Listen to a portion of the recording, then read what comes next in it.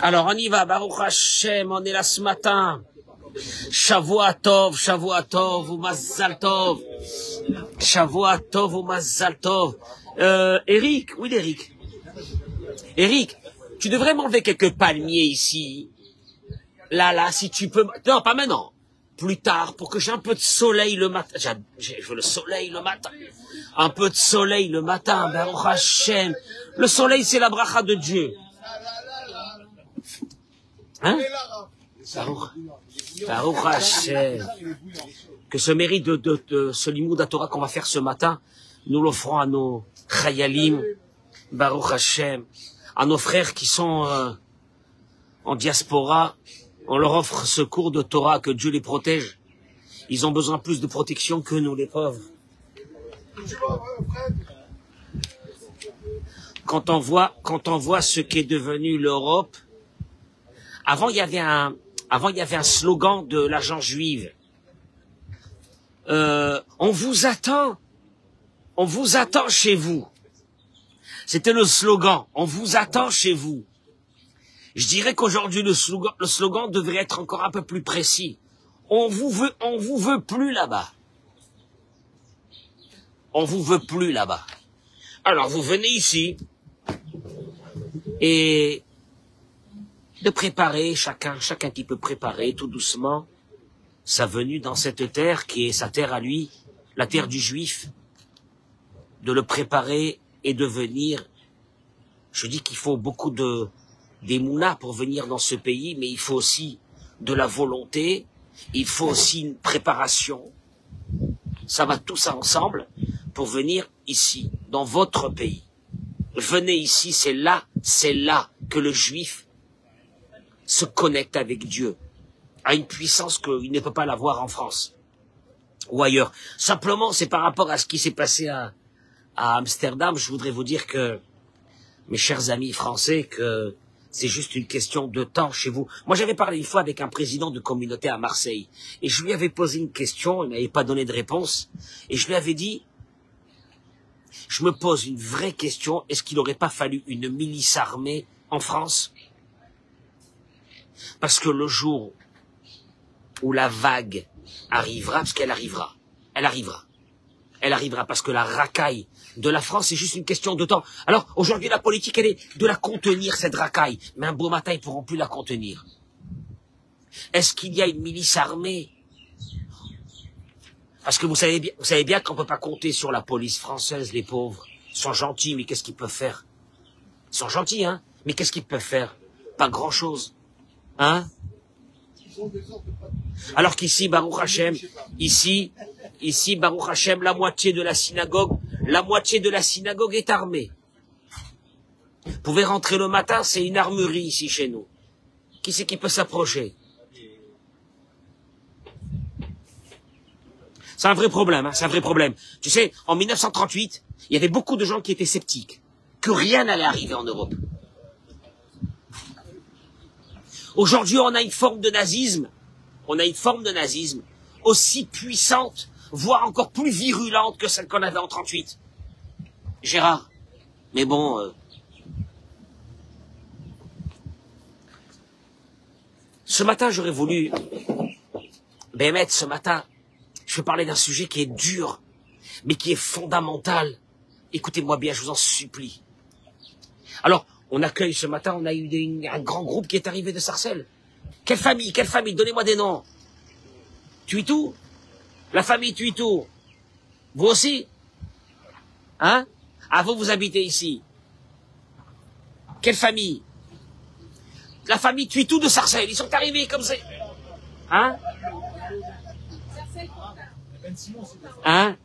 Baruch Hashem et Sarcelles, c'est la base. Sarcelles, c'est la base. C'est Sarcelles. Bevadaï. Hein? Et de Pantin. Baruch Hashem, ils arrivent, ils viennent ici. Et Samuel, ils viennent ici en pèlerinage avec nous. Ils sont chez eux de toute façon. Ils sont chez eux. Baruch Hashem. Cette idée que j'aurais voulu développer ce matin vient à travers un tout petit passage de la paracha. Vaïra Hashem Elav Be'elodé Mamré, Avram Avinu, notre père. Dieu apparaît à lui, à Éloné, Mamré. Avraham Avinu vient de faire la Brit Mila, il avait 99 ans. Il vient de faire la circoncision, il est dans un état épouvantable. Épouvantable. Vehu Yoshev Petach Haoel, il est assis à la porte de sa tente, Kechom Hayom, dans la chaleur, dans la canicule. Le Midrash ramène que Dieu a fait sortir le soleil de son enveloppe. C'est-à-dire qu'il a fait une chaleur qu'il n'a jamais fait en Israël. Avec une seule idée, Dieu a fait ça. C'est que grâce à cette chaleur, les voyageurs ne venaient pas. Car Avraham Avinu, il avait voué sa vie au chesed, de recevoir les gens, de les accueillir, de leur donner à manger, à boire. Mais Dieu savait qu'Avraham Avinu était malade. Il venait de faire la circoncision, il a fait sortir le soleil. Quelque part, Dieu est en train de jouer avec Avraham Avinu. Avraham, il n'y a personne qui va venir. Et Avraham, il sort devant la porte de la tente, il dit, j'en suis malade. Je ne peux pas concevoir qu'il n'y a personne qui passera. Imagine-toi un peu l'idée. Dieu met le soleil pour que personne ne vienne. Et Avraham dit, je vais mourir s'il n'y a personne qui vient.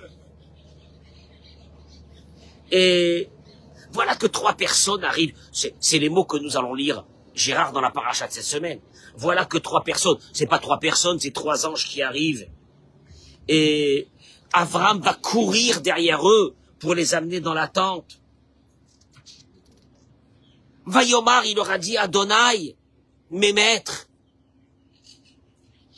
Il y a qui disent que le mot Adonai, ça veut dire mes maîtres. Il dit aux anges, il sait pas que c'est des anges. Il leur dit mes maîtres. Le mot Adoni, en hébreu, veut dire mon maître. Adonai, mes maîtres. Il y a qui disent que non. Que ce nom, c'est le nom de Dieu. Il est en train de voir il dit à Dieu une chose. S'il te plaît, il y a un midrash qui dit c'est une folie. Qui dit à Dieu, qui était avec lui, qui est venu le voir, il lui dit à Dieu, s'il te plaît, reste là. Je vais aller chercher les invités. Là, tu rentres dans un concept que quoi? Qu'il y a plus important que Dieu. Il dit à Dieu, Adonai, reste ici, et il court vers les invités. Et là, tu comprends pas, il y a un truc qui va pas. Qu'est-ce qu'il a, Avraham?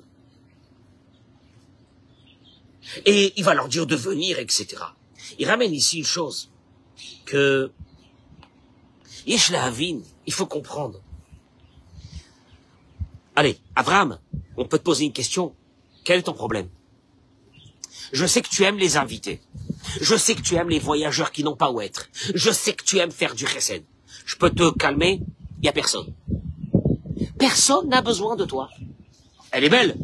Personne n'a besoin de toi. C'est bien ou non, Eric? Personne n'a besoin de toi. Les gens, ils sont tous protégés dans des endroits parce qu'il fait très très très chaud. Ils sont pas sortis. Ah ben c'est bon. Hein? Qu'est-ce que tu fais toi? Ben va te reposer.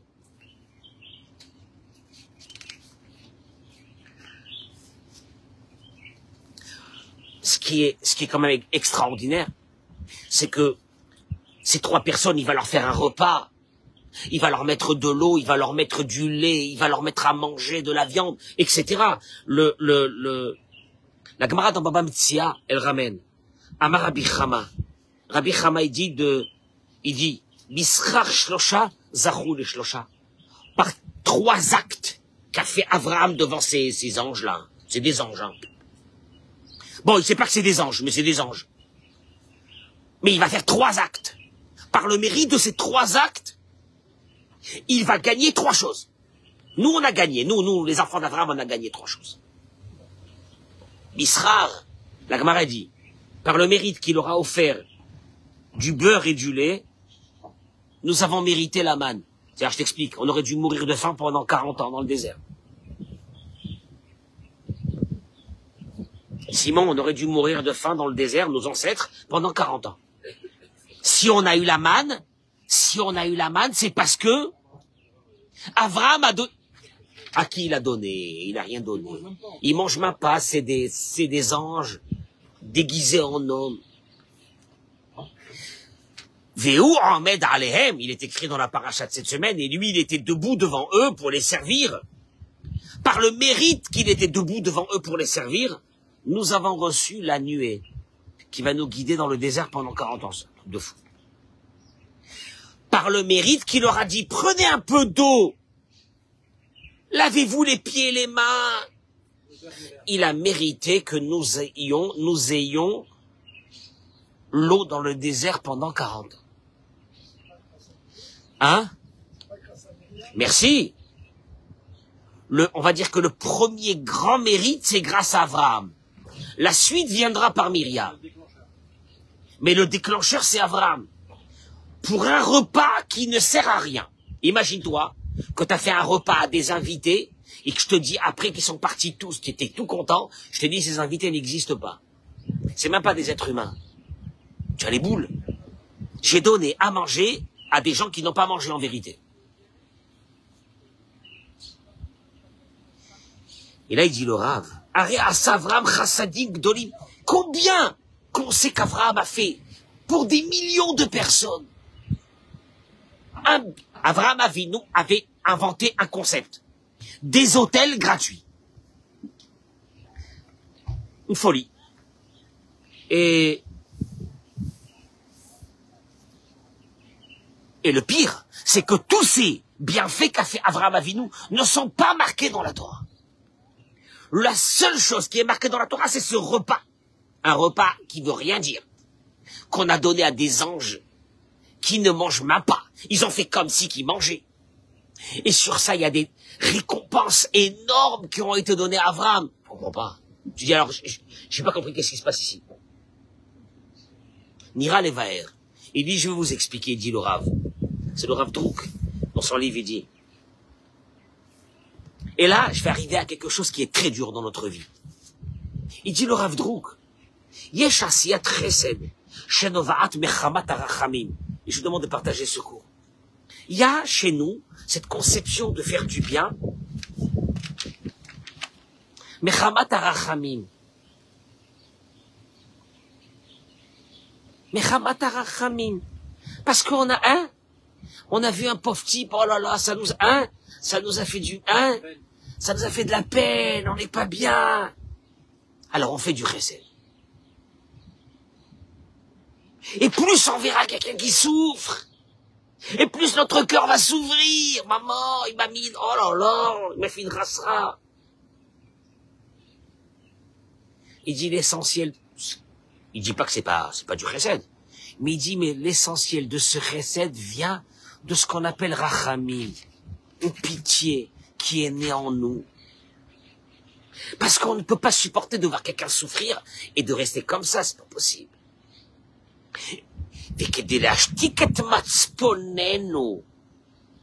Et pour calmer le matzpoun, comment on dit le matzpoun? Le matzpoun, c'est le matzpoun, pour calmer, pour calmer un peu notre conscience. Je n'ai pas pu le voir comme ça, je n'ai pas pu. Ça m'a fendu le cœur. Ça m'a fendu. Olivier! Tu es avec moi, oui ou non? Olivier! Non, t'es pas avec moi ce matin. Olivier! Il y a des fois, on fait du chesed parce que on a le cœur qui... Il m'a fendu le cœur, Ça me rappelle un film. Avec Marcel Pagnol. Avec Marcel Razak, on a des références ici, avec Marcel Pagnol. Il m'a fendu le cœur. Omnam, il dit une chose. Yesh asiyat chesed. Et là, je vais arriver à un point douloureux de notre vie. Yesh asiyat chesed sheikara. Il y a une forme de bonté qu'on devrait avoir qui ne dépend pas d'une pitié. Gérard, est-ce que tu peux faire un chesed avec quelqu'un qui ne te donne pas du tout pitié? Je dirais même plus, c'est une tête à claque. Je dirais même plus, c'est quelqu'un que tu dis, mais j'en ai marre de lui, je vais le défoncer. Et là, je te dis, Gérard, faire chesed avec... Non, chesed, je fais avec quelqu'un qui mérite le chesed. Oh non. Eh oui.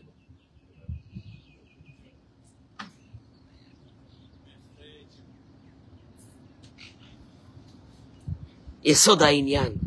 Avraham qui aime et chesed bedarko shel HaKadosh Baruch Hu. Tu sais pourquoi la Torah t'a raconté que l'histoire de ces anges avec ce fameux repas qui veut rien dire?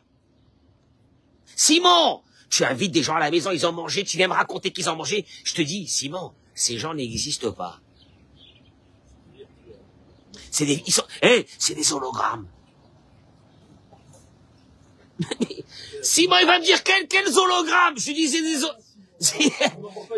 Simon, ils ont tout, Simon, il va me dire, ils ont tout mangé. Je te dis, Simon, c'est des hologrammes, ils n'existent pas.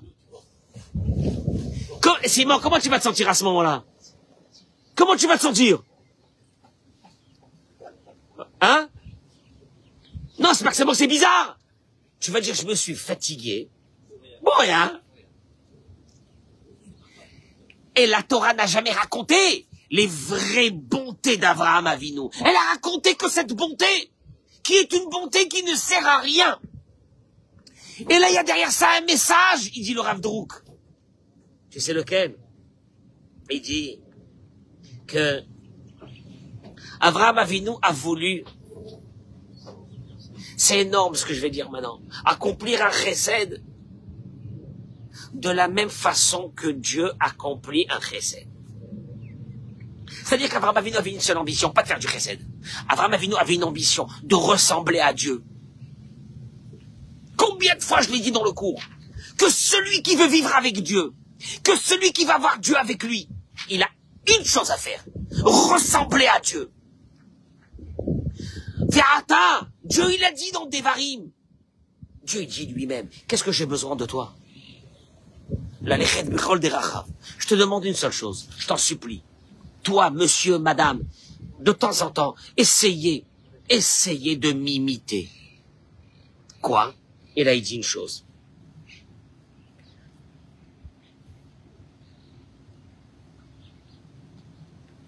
Quand on se pose une vraie question, pourquoi Dieu a créé ce monde?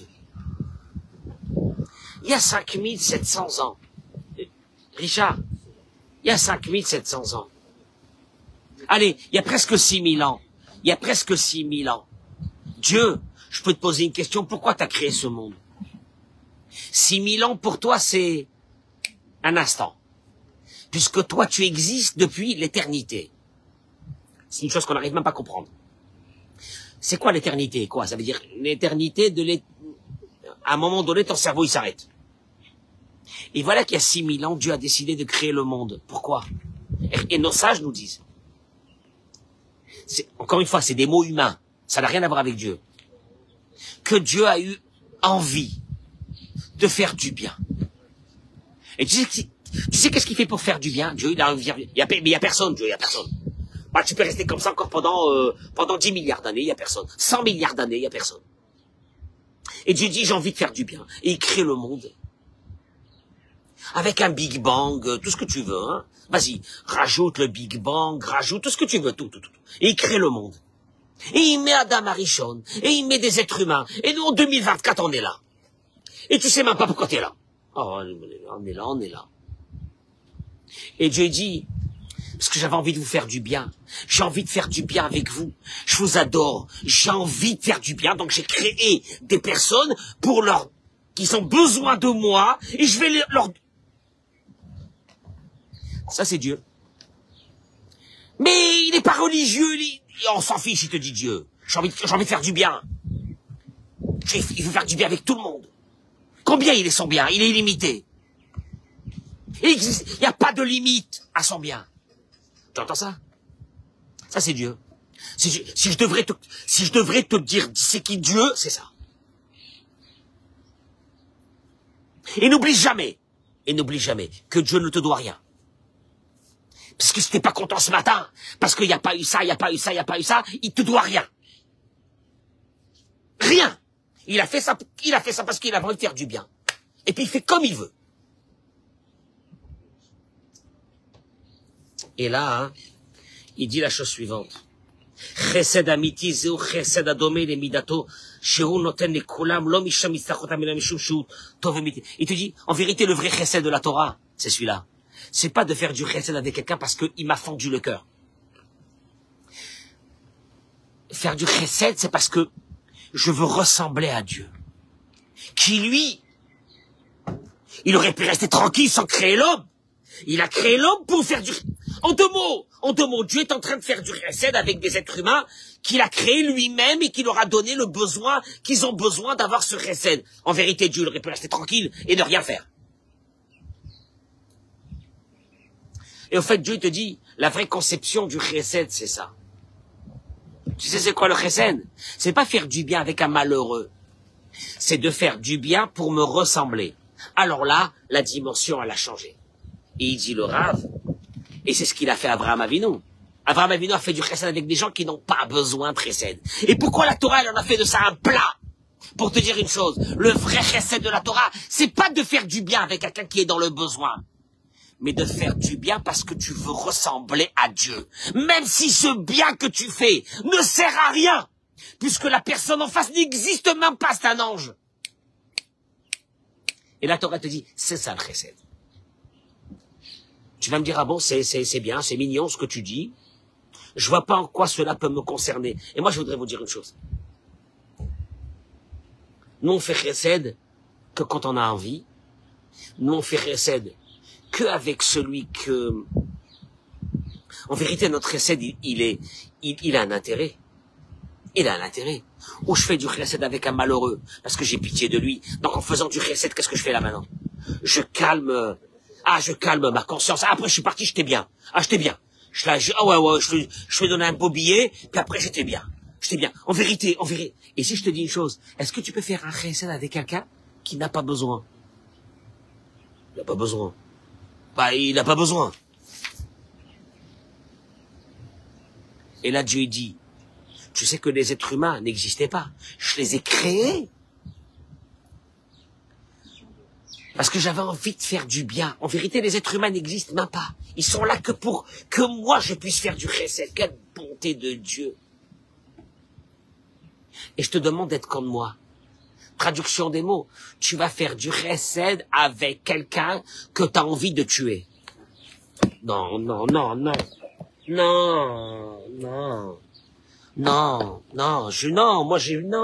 Enfin non, je pense que le chesed, on doit le faire que quand, quand on sent le besoin de faire. Mais quand on sent pas le besoin de faire, je vois pas pourquoi il faut le faire. Non? Parce que pour nous, le chesed, c'est une forme de pitié. Le chesed de Dieu. Et c'est celui-là qu'il faut ressembler. C'est quoi? En deux mots, Richard. Où est Richard? Richard, je peux te dire une chose. Il faut qu'on fasse du chesed avec les gens en étant convaincus qu'ils n'ont pas besoin de nous. Mieux que ça. Tu sais, ça nous amène à quoi, Simon? C'est que nous, on fait du chesed, on est gentil, on est bien, qu'avec des gens qu'on pense qu'ils sont méritants de ce bien. Mais celui qui n'est pas méritant de ce bien, je ne donnerai rien. Et là, il ramène ici le... Rabbi Nachman de Breslev, il ramène ici... En vérité, c'est à ça que je veux venir. C'est à ça. Voilà, je vous ai raconté la paracha de la semaine, ça m'a saoulé, ça sert à rien.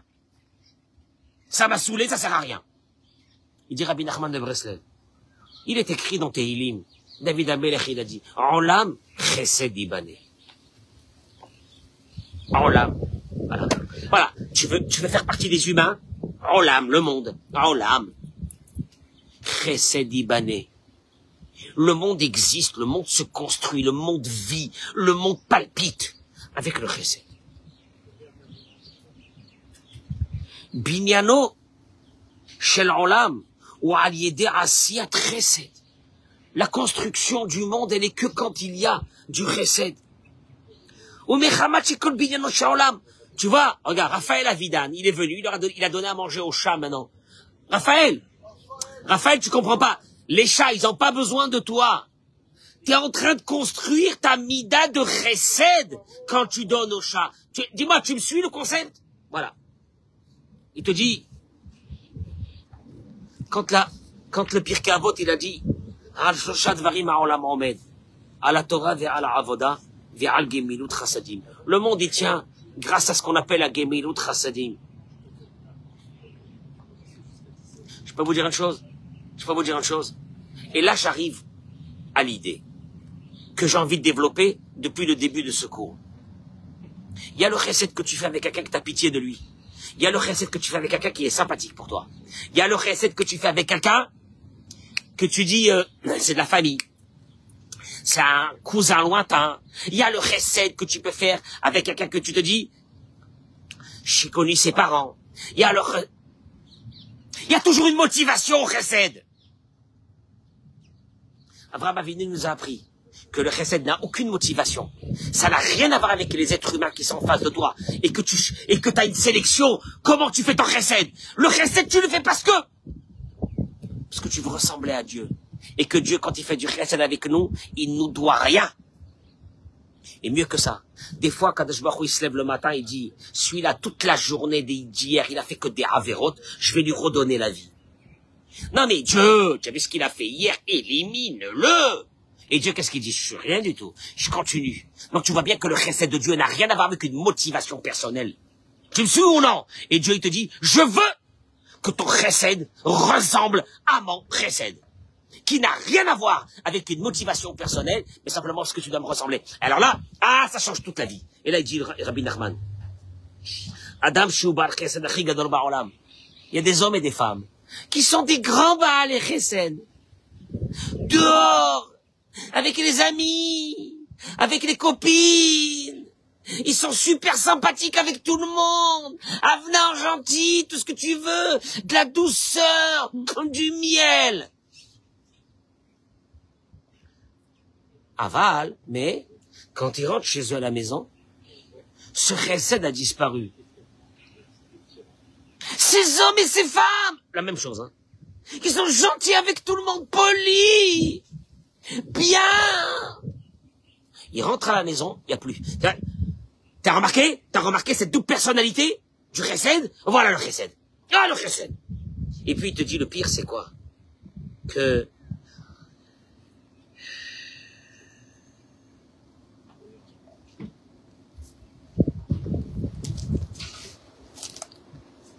je vous lirai qu'un tout petit passage. Un homme ou une femme, qui sont de grands Baalei Chesed, un homme ou une femme, qui sont très gentils avec tout le monde, très doux avec tout le monde, qui ont beaucoup d'amour pour tout le monde, ils sont super sympas en société, que tout le monde les aime et les adule, et tout, etc.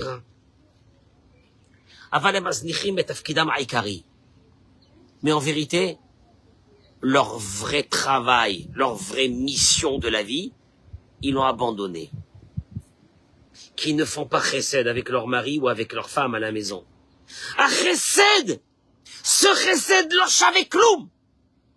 Il dit Rabbi Nachman de Breslev.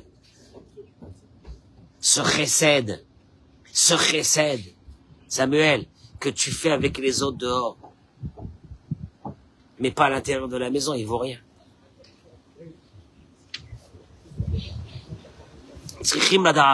Il faut savoir que cette personne qui fait beaucoup de chesed avec d'autres, il y a des hommes ou il y a des femmes, hein, je dis la même chose, qui font beaucoup de chesed dehors, hein, il suffit que tu dis aux dames, on va faire une collecte, on va faire un truc avec une afrachatrala pour les chayalim, tout le monde est là, pour les chayalim. Tu vas dire aux hommes, il faut qu'on fasse un truc pour Baba, là, pour les rois. Tout le monde est là. Chesed. Justement, ces personnes-là, qui sont très populaires dehors, ont un grand nisayon, ils ont une grande épreuve à l'intérieur de leur maison. Parce que ces gens-là, ils sont adulés dehors. Ils sont respectés pour leur chesed. Ils sont respectés pour tout ce qu'ils font. Ils sortent de l'anonymat. Moi, je voudrais poser une vraie question. Je voudrais voir, vous, ces hommes et ces femmes, les grands populaires du chesed, comment vous êtes chez vous à la maison? Est-ce que la personne qui est en face de vous souffre? Est-ce que la personne qui est en face de vous ne mérite pas d'avoir du chesed? Est-ce que la personne qui est en face de vous, peut-être même, il y a de la cruauté? Où il y a le même chesed. Où il y a le même chesed que dehors. Hein? Est-ce qu'il y a le même chesed que dehors? Oui, mais dehors, vous comprenez pas, monsieur le rabbin. Dehors, le chesed que je fais dehors, il y a un retour. Il y a un retour. Il y a de l'honneur. Il termine et il dit la chose suivante.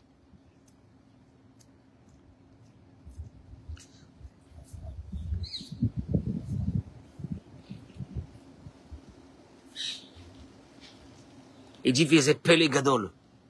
Il dit c'est une chose que je ne comprends pas. Astara v'iridat adorot she'anu roim beyamenu. Cette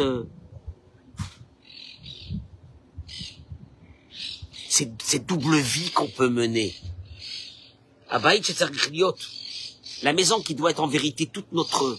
La maison, la femme, les enfants, le mari. Ça devrait être toute notre vie.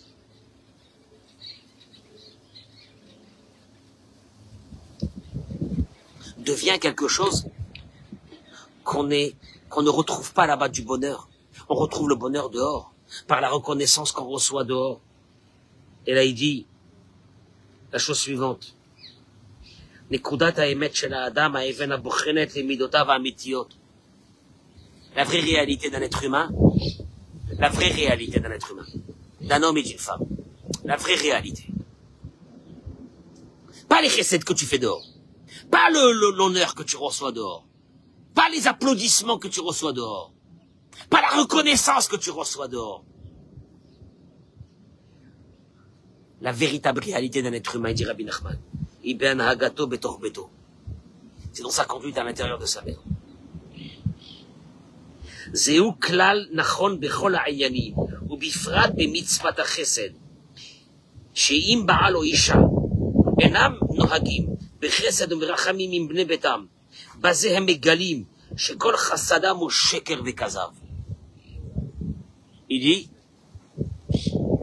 un homme ou une femme qui à l'intérieur de son foyer n'arrive pas à développer cette forme de chesed, qui est quoi? Gratuit. Pour qui?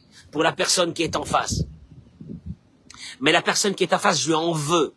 La personne qui est en face, j'en ai marre d'elle. La personne qui est en face m'a saoulé. La personne, je vais rien lui faire. Ah, je vais plus rien lui faire. Tu démontres que tout ton chesed qu'il y avait dehors, c'était un mensonge, une escroquerie. En vérité, elle t'amenait quoi? Elle t'amenait du kavod, elle t'amenait de la reconnaissance, elle t'amenait de l'honneur, elle t'amenait de l'orgueil à l'intérieur de ta maison, où c'est que là-bas, il n'y a rien qui t'attend. La porte se ferme de la maison, et la réalité de la vie s'ouvre. La personne la plus grande star. Quand elle rentre chez elle à la maison et elle ferme la porte de sa maison, c'est là-bas la réalité de sa vie. Et tout le reste un jeu. Où c'est que tu prends. Quand tu donnes, tu prends. Et Abraham Avinu, il a dit non, je vais t'apprendre que quand tu donnes, tu prends rien.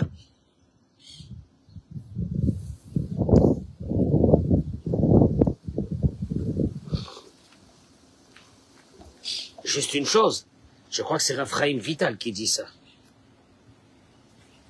Raphaël Vital, il dit que malheur à ceux qui pensent que après 120 ans, la porte du Olam Haba leur sera ouverte. Parce qu'ils ont fait beaucoup de chesed dehors. Et le vrai chesed, c'est avec ceux qui sont à l'intérieur de ta maison. Ce que tu as... Tu sais quoi? Encore une fois. Nous, le chesed, c'est quand on aime quelqu'un. Nous, le chesed, c'est quand on veut lui faire plaisir. Nous, quand le chesed, c'est parce qu'on a pitié. Nous, le chesed, c'est parce que... Et Dieu te dit, excuse-moi, tout ce que tu as fait là jusqu'à maintenant, c'était juste pour... Pour toi. 1, ton honneur. 2, ton orgueil. 3, calmer ta conscience, etc. Ah bon? Donc tout le chesed que j'ai fait dehors, il vaut rien. Mais non, non, pas grand-chose. Je n'ai pas dit qu'il vaut rien, pas grand-chose. Par contre, je vais rentrer chez toi à la maison. Et je dis aux hommes, t'as une femme. Oh là là, je peux plus la voir. Oh, je peux plus la regarder. Oh là là là là là. Ah, j'en ai marre. J'en ai marre. Chesed. Ouais, ouais. J'en supplie, dites-moi autre chose, mais... Hein? Ça va servir à quoi? Rien, ce chesed. Elle est reconnaissante? Non, même pas. Ah, ça sert à quoi? Alors je vais faire... La lechet midrachav. Tu vas commencer à marcher avec Dieu. Si tu pouvais te regarder, peut-être que tu aurais vu un beau matin qu'il y a Dieu à côté de toi et tu marches avec lui, il marche avec toi. Je sais même pas ce que ça veut dire. Je le dis aux femmes. Certaines sont arrivées, Baruch Hashem,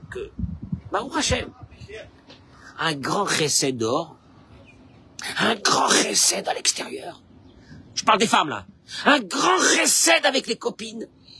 Et à une forme de cruauté barbare avec les maris. Aussi. Arrivé. Ouais, mais bon, ouais, non, de toute façon, ouais, mais après, il faudra bien à un moment donné que je lui tape dessus. Alors, je vais te dire un truc. Si ce matin, tu penses que tu fais du chesed, je t'annonce que tu n'as rien fait de ta vie. Parce que le vrai chesed, c'est de faire le chesed avec quelqu'un qui, entre guillemets, ne mérite pas. Je rentre pas dans le débat que c'est pas vrai qu'il mérite pas. Je rentre pas dans le débat que ça n'existe pas une femme qui mérite pas qu'on lui fasse tout le bien. Je rentre pas dans le débat que ça n'existe pas un homme qui mérite pas qu'on lui fasse tout ça. Donc une chose. T'as fait une sélection dans ta vie, tu vas le payer cher. Tu es sympathique avec tout le monde. T'es pas sympathique avec ta femme. T'es sympathique avec ta secrétaire, t'es pas sympathique avec ta femme. T'es sympathique avec je sais pas qui dehors et pas avec ton mari. T'es très souriante, beaucoup de joie avec d'autres personnes et pas avec ton mari. Et t'appelles ça du chesed. Rabbi Nachman de Breslev avait dit, le tzaddik, c'est seulement celui qui est tzaddik à la maison. Et tout le reste, c'est d'escroquerie, c'est une grande escroquerie ambiante. Hein, ambiante, on est tous dedans. On est poli, sympathique, hein? Mais c'est une escroquerie! C'est une escroquerie! C'est pas toi! Tu sais quand c'est toi, c'est chez toi à la maison. Non, à la maison, non. Moi, je pense qu'à la maison, celui qui est en face de moi ne mérite pas. Elle mérite pas. Et la Torah te dit, là commencera le vrai chesed. Tout le reste, c'est l'escroquerie. Là commencera le vrai chesed. Vous n'avez pas pu parler d'autre chose ce matin, asbah lundi matin, comme ça vous nous mettez la rasera. Au contraire. Au contraire. Georges, ce chesed-là t'amène tout de suite, en un instant, que tu marches avec Dieu. Il ne peut rien t'arriver. Il peut rien t'arriver. T'as dépassé tout. Chesed avec quelqu'un que dans ta tête tu te dis, il ne mérite pas. Ça sert à rien. Tu vois, c'est un peu comme Abraham Avinu avec les anges. Ça sert à rien. C'est du mytho. Un repas de mytho. Il sert à rien. Il a donné à manger à des anges. Moi, du n'importe quoi. Et là, Kadosh Baruch Hu te dit, je vais te raconter cette histoire. Aucune autre histoire. Parce que les autres histoires, c'est pour calmer ta conscience. Les autres histoires, c'est quand c'est l'autre, en face il est sympathique. Les autres histoires, c'est quand c'est un copain qui te demande un service. Tu cours et tu lui rends. Mais quand c'est ta femme ou ton mari qui te demande un service, même pas dans le rêve. Même pas dans le rêve. Elle peut m'attendre là-bas. Elle peut m'attendre là-bas. Ah ben, elle va m'attendre, hein. Je veux lui montrer. Et là, Kadosh Baruch Hu te dit, où est le chesed? Le vrai, celui qui ne sert à rien. Comme le chesed de Dieu. Parce que Dieu, il peut se lever un bon matin et te dire, mon chesed que je fais avec vous, ça sert à quoi? Ça fait 6000 ans que je fais du chesed avec des milliards d'êtres humains, ça sert à quoi? Ils sont tous morts, ils sont tous partis. Ça sert à quoi? Il te dit, Dieu a rien à faire du chesed. À faire. Je comprends pas, que ça veut dire à faire? À faire, c'est à faire avec quelqu'un qui a besoin. Non, à faire. Celui qui a compris ça, il va avoir une vie heureuse. Parce que Dieu, il sera avec lui. Qu'il soit religieux, pas religieux. Dieu, il faut de raison s'il est religieux. Mais Dieu, il sera avec lui. Ce qui fait du chesed pour rien.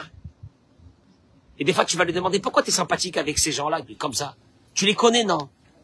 Alors pourquoi tu leur fais comme ça? Comme ça. Parce que Dieu, il fait, lui aussi. Il faut que je lui ressemble. Comme ça. Et là, Et là, bas les masques, les masques de ces hommes et de ces femmes, qui à l'extérieur, on les voit, c'est des bombes atomiques. À l'intérieur de la maison, c'est une autre réalité. Tu te dis, mince, je le connaissais pas comme ça. Je la connais pas comme ça, maman. T'es choqué. Non, faut pas être choqué. On a tous nos visages à l'extérieur.